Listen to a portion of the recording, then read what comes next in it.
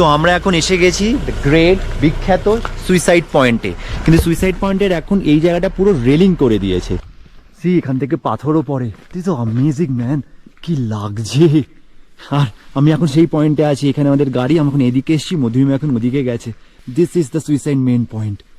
আমাদের অনেক দিনের স্বপ্ন ছিল সুইসাইড পয়েন্টের কাছে আসা, কিন্তু সুইসাইড পয়েন্টে এসে যে সেদিন আমাদের দুজন ছাড়া আর কেউ থাকবে না, পুরোটা ফাঁকা পাবো, সেই আশাও কিন্তু করিনি।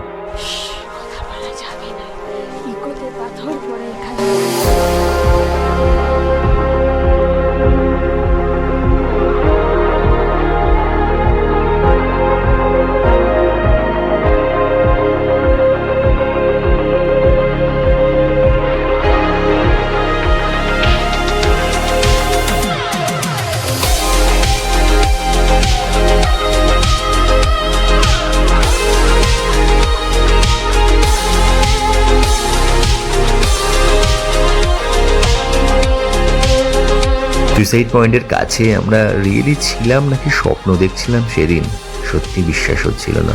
এক তো ফাঁকা সুইসাইড পয়েন্ট, শুধু আমরা দুজন। সত্যি এইভাবেই হয়তো স্বপ্ন বাস্তবে রূপ নেয়।